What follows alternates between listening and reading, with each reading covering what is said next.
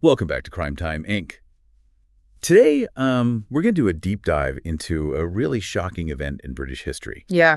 The 1984 Brighton Hotel bombing. Yeah. You may already know about this event, but trust me, there's always more to uncover. Well, to really grasp the significance of this event, I think we need to understand the political landscape at the time. The backdrop of this is the Troubles, a really tumultuous period in Northern Ireland's history. Right, and for those who might not know, can you give us like a quick rundown of what the Troubles were all about? Yeah, so in a nutshell, the Troubles refers to the decades-long conflict in Northern Ireland. And at its core was this question of whether Northern Ireland should remain part of the United Kingdom or join the Republic of Ireland. And this fueled a lot of tension between different groups. Yeah. Primarily those who identified as unionists or loyalists wishing to remain within the UK, and those who identified as nationalists or Republicans seeking a united Ireland. Okay, so how does the IRA fit into all of this? The Irish Republican Army, or the IRA, emerged from that Republican side. Okay. And they believed that armed struggle was necessary to achieve a united Ireland and carried out numerous attacks in both Northern Ireland and England. Yeah. The Brighton Hotel bombing was one of their most high-profile operations. Right, and this wasn't just any target. This was an attack aimed at Prime Minister Margaret Thatcher. Precisely. She was attending the Conservative Party conference at the Grand Hotel in Brighton. Right.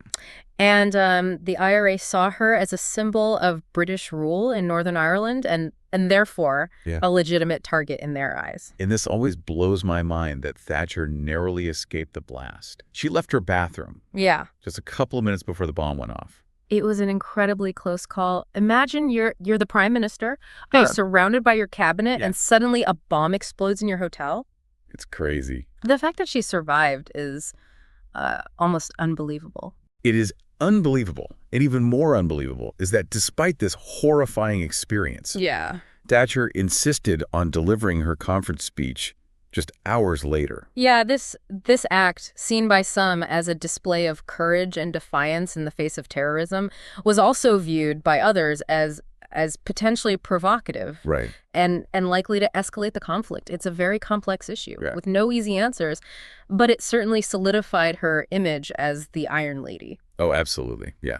Okay, so let's get into the specifics of the attack itself. Yeah. How did the bomber, Patrick McGee, pull this off? Well, McGee was an IRA operative, and he was incredibly meticulous in his planning. Okay. He checked into the Grand Hotel under an assumed name weeks before the conference and requested a room on an upper floor, probably anticipating heightened security around Thatcher's suite. So he was basically living with a bomb for weeks, just waiting for the right moment. Yeah. That must have taken incredible nerve. His dedication to the mission I know. is undeniable. The bomb itself was a sophisticated device packed with explosives and fitted with a long delay timer. Wow. Possibly even rigged to a VCR. And the placement suggests that it was intended to directly target Thatcher's suite. So can you walk us through what happened on the night of the bombing? Okay, so picture this. It's around 2:54 a.m., and most of the guests at the Grand Hotel are asleep. Right. Then, without warning, a deafening explosion rips through the building. Oh, my God. The force of the blast was immense. It caused a massive chimney stack to collapse through several floors. That is horrifying, on top of a bomb going off a chimney stack collapsing. It wasn't just the explosion itself. It was the ensuing chaos, the fear, the realization that something truly terrible had happened. And amidst this chaos were the victims? What was the human cost of this attack? Sadly, 5 people lost their lives, including a Conservative MP. Yeah. 34 others were injured, some severely. Wow. The impact on their families and loved ones is unimaginable. It is important to remember, though, that behind the headlines and the political implications, there were real people. Whose lives were forever altered by this event. Absolutely. Each of those individuals had a story, a family, a life. That was tragically cut short or irrevocably changed. One of the stories that really stuck with me is that of Norman Tebbit. Yeah. A senior member of Thatcher's cabinet and his wife, Margaret. They were trapped under the rubble. The Tebbit story is particularly poignant. Margaret suffered severe injuries, including paralysis, due to the bombing. And it serves as a stark reminder that political violence often results in innocent victims. It does. And in the midst of this devastation, there are also stories of incredible bravery. There were firefighters working tirelessly, Right. risking their lives to rescue people trapped in the wreckage. First responders always deserve recognition. They do. Their courage and selflessness are crucial in situations like this. Yeah, absolutely. Yeah. So, after the immediate shock and the rescue efforts, what happened next?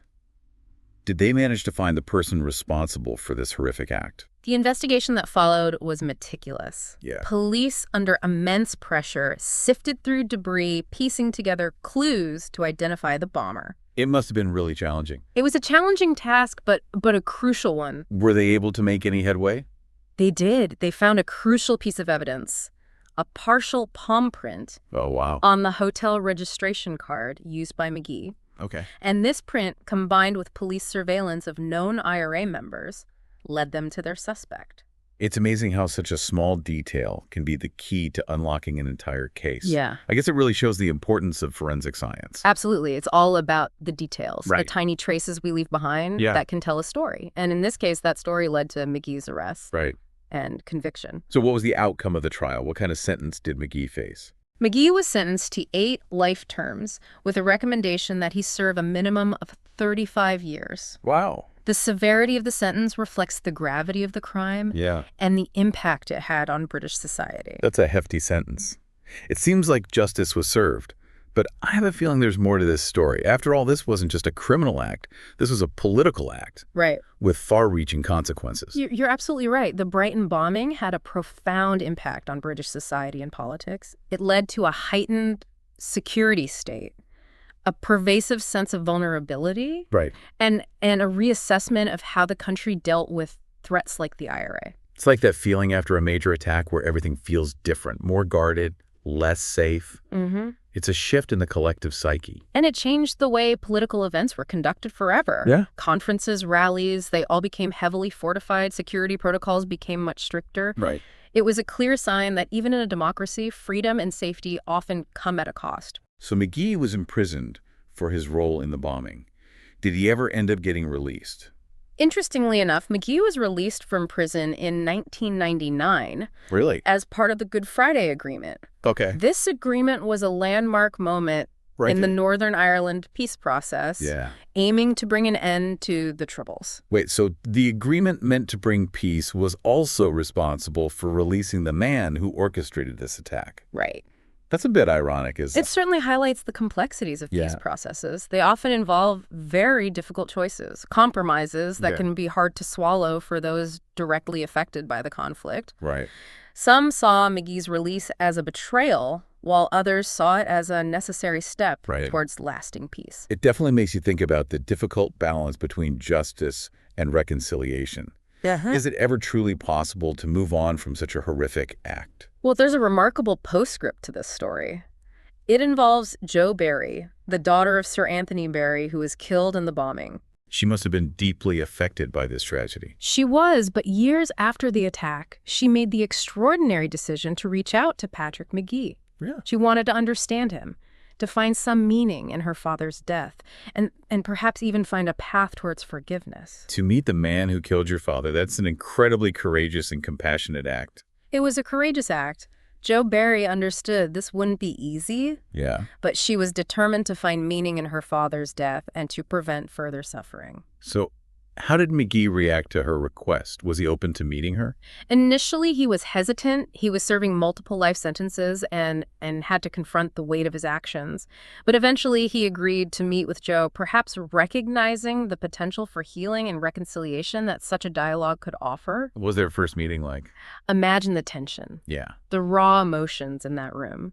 Jo Barry confronted McGee with her grief, her anger, and her confusion. And McGee, in turn, had to confront the consequences of his actions and the pain he had inflicted. I can only imagine how difficult that must have been for both of them. It was a turning point for both of them. Okay.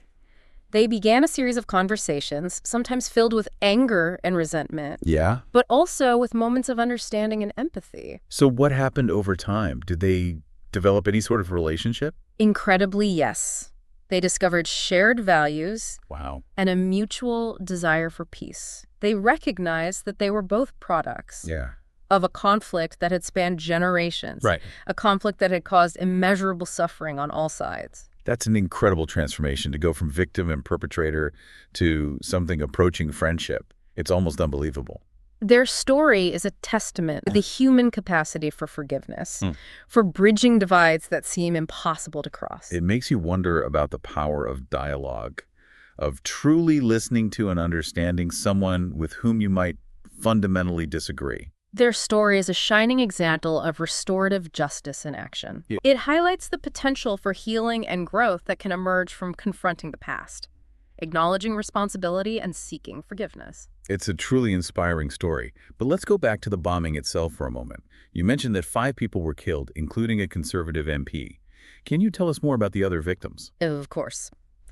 In addition to Sir Anthony Berry, the victims were Roberta Wakeham, the wife of the government chief whip, Eric Taylor, a prominent figure in the Conservative Party, Muriel McLean, a dedicated party activist, and Jean Shattuck, the wife of another party official. It's easy to get caught up in the political narrative, but it's important to remember that each of these individuals had a life, a family, loved ones who were deeply affected by their loss. Their stories remind us that political violence always has a human cost. Behind the headlines and the political maneuvering are real people whose lives are shattered. And what about the IRA?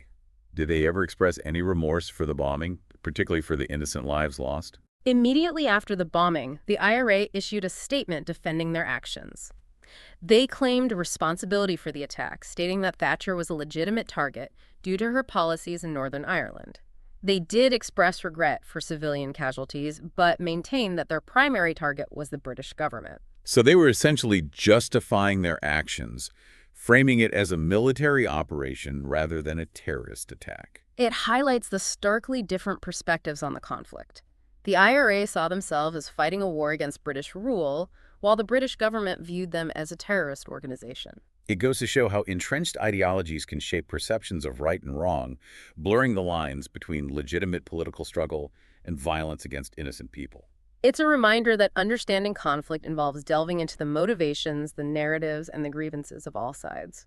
And sometimes those narratives are so deeply ingrained that it's hard to find common ground. That's why dialogues like the one between Joe Barry and Patrick McGee are so crucial. They demonstrate that even in the face of seemingly insurmountable differences, there's always potential for human connection, for understanding, and for healing.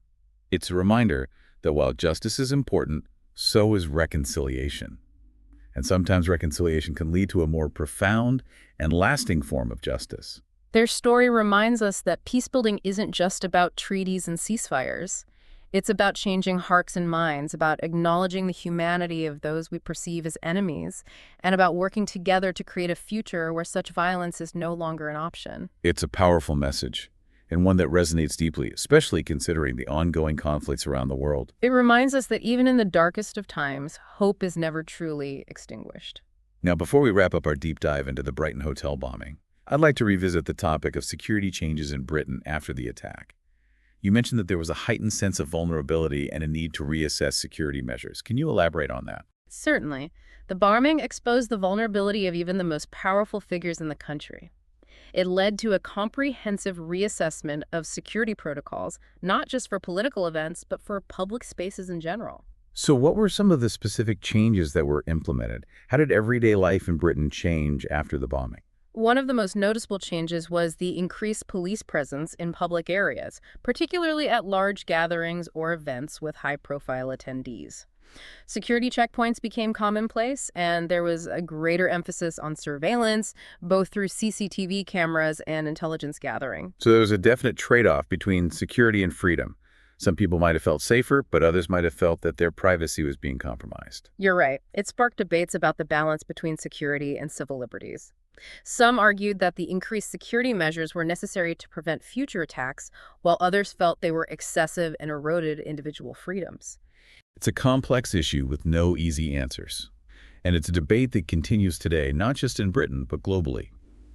How do we protect ourselves from threats without sacrificing the values that define us? It's a challenge that democracies constantly grapple with. The Brighton Hotel bombing serves as a stark reminder of the stakes involved. It highlights the need for thoughtful and balanced approaches to security that respect both individual rights and collective safety. It's a conversation worth continuing. But for now, I think we've covered a lot of ground in our deep dive into the Brighton Hotel bombing. We've explored the historical context, the planning and execution of the attack, the devastating consequences of the investigation, and the remarkable story of Joe Barry and Patrick McGee. It's a story that offers valuable insights into the complexities of conflict, the challenges of peace building, and the human capacity for both immense harm and extraordinary resilience. It's a reminder that even in the darkest of times, there's always hope for understanding, for forgiveness, and for a future free from violence. I know Simon has an interesting story to tell related to this case, so I'm really looking forward to hearing that in the weekly review on Sunday. But in the meantime, tune in tomorrow for another great true crime episode.